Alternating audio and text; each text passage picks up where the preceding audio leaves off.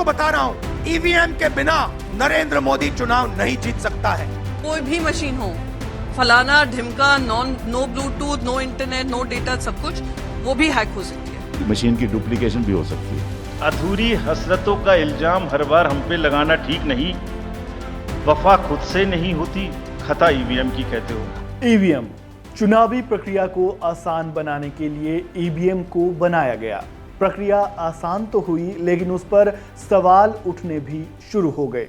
सवाल ये कि क्या ईवीएम हैक हो सकती है? इस पर लंबे समय से बहस चल रही है। मामला देश की कई अदालतों तक भी पहुंचा। 2024 में हुए लोकसभा चुनाव से पहले तो ईवीएम को बैन करने तक की भी मांग की गई, जिसे सुप्रीम कोर्ट ने खारिज कर दिया। लोकसभा चुनाव के नतीजे आए और जो नतीजे आए उसके बाद इस पर शुरू हुई बहस ऐसा लगा मानो खत्म हो गई। लेकिन अब एक बार फिर से ईवीएम का जिन बाहर आ गया है। नमस्कार, वन इंडिया हिंदी में आपका स्वागत है। मैं हूं राजेश शर्मा। क्या ईवीएम सच में हैक हो सकती है? ये कैसे काम करती है? इसका क्या इतिहास है? और सुप्रीम कोर्ट के फैसले के बाद इस पर फिर से सवाल क्यों उठने लगे हैं? और चुनाव आयोग ने इस पर क्या कहा? ये सब कुछ हम इस वीडियो में आगे जानेंगे। भारत में अगर चुनाव के इतिहास पर नजर डालें तो 1951 में देश में हुए पहले आम चुनाव के बाद से बैलेट पेपर के जरिए ही मतदान होता था। ये प्रक्रिया महंगी तो थी ही, साथ ही इसमें गड़बड़ी होने का भी खतरा ज्यादा था। इसके अलावा इससे पर्यावरण को भी नुकसान पहुंचता था। इसी के मद्देनजर भारत इलेक्ट्रॉनिक्स लिमिटेड बेंगलोर और electronic corporation of India limited Hyderabad ने मिलकर इलेक्ट्रॉनिक वोटिंग मशीन यानी ईवीएम को बनाया था। यानी ये पूरी तरह से मेड इन इंडिया है। 1982 में केरल के पारूर विधानसभा क्षेत्र में टेस्टिंग के तौर पर पहली बार ईवीएम का इस्तेमाल किया गया था।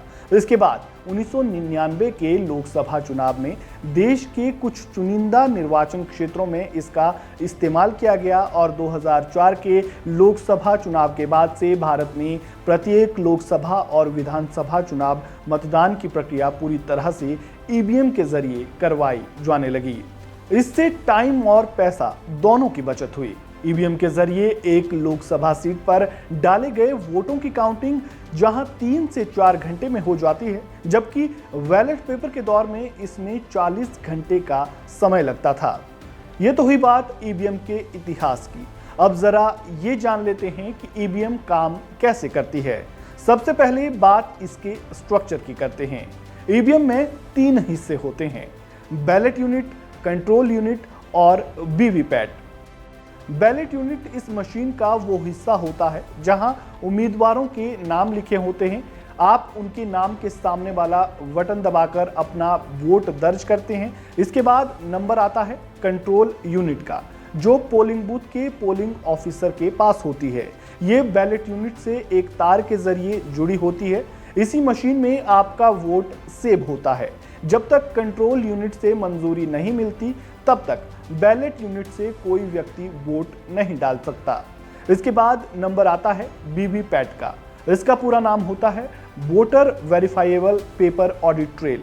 ये वो मशीन होती है जो वोटर को अपना वोट वेरीफाई करने का मौका देती है। इसमें से एक स्लिप निकलती है। उस स्लिप में जिसे आपने वोट दिया होता है उसका चुनाव निशान होता है। यानी आप ये देख सकते हैं कि आपने जिसे वोट दिया क्या वो वोट उसे ही मिला है या नहीं। वो स्लिप आपको 7 सेकंड तक नजर आएगी। उसके बाद वो एक डिब्बे में फिर चली जाती है। उसकी भी एक अलग वजह है। इस स्लिप के जरिए बाद में वोट का वेरिफिकेशन किया जाता है। दरअसल 2019 में सुप्रीम कोर्ट ने दिशा निर्देश दिया था, जिसके मुताबिक हर विधानसभा के 5 पोलिंग स्टेशन पर वीवीपैट का वेरिफिकेशन किया जाएगा। भारत में लोकसभा चुनावों में 16 लाख ईवीएम का इस्तेमाल होता है और हर मशीन 2000 वोट दर्ज करती है।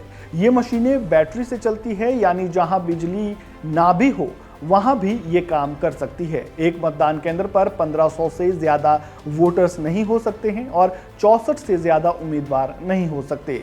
हर ईवीएम में चुनाव आयोग की तरफ से एक चिप और एक सीरियल नंबर लगा होता है। चुनाव आयोग के मुताबिक ये मशीनें और इसमें दर्ज रिकॉर्ड किसी भी बाहरी व्यक्ति के साथ साझा नहीं किए जा सकते। मतदान अधिकारी एक बटन दबाकर इसे बंद भी कर सकता है ताकि फर्जी वोटिंग रोकी जा सके। ये तो हुई बात ईवीएम के इतिहास की। ये होती क्या है, ये कैसे काम करती है, ये सब कुछ हमने अब तक जाना। अब जरा ये जान लेते हैं कि भारत के अलावा किन किन देशों में ईवीएम का इस्तेमाल किया जाता है और फिर आखिर में जानेंगे कि मौजूदा वक्त में ईवीएम पर फिर से सवाल उठने क्यों लगे हैं।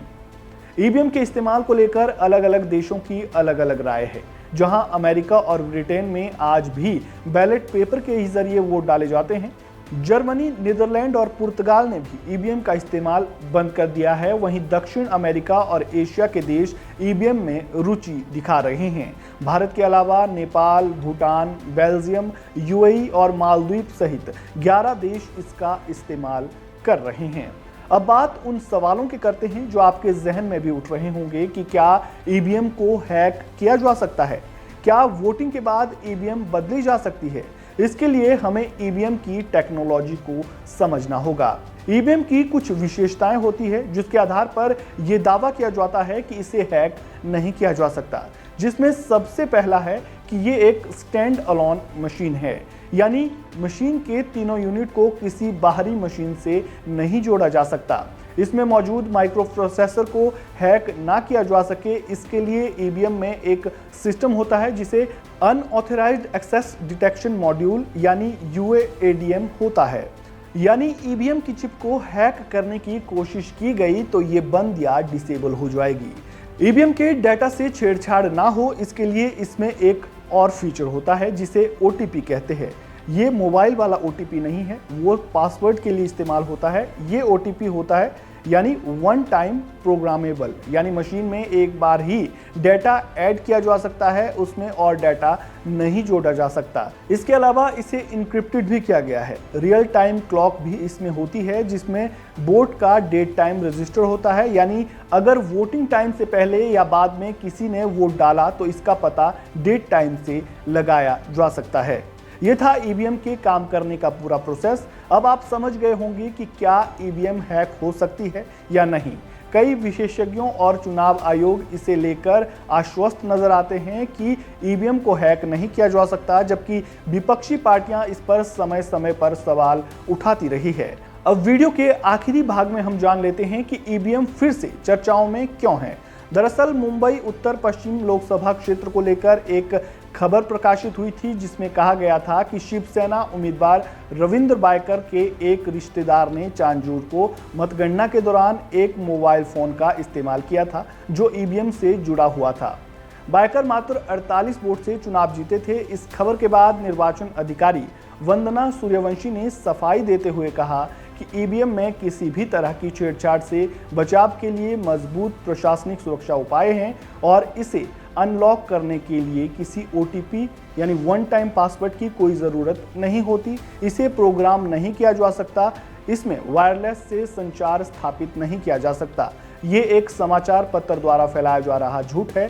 तो इसके बाद ईवीएम को लेकर विपक्षी नेताओं ने भी सवाल उठाए थे। राहुल गांधी ने इसे ब्लैक बॉक्स तक करार दिया था, जिसके बाद ईवीएम फिर से चर्चाओं में आ गई और इसे लेकर फिर से सवाल उठने लगे हैं।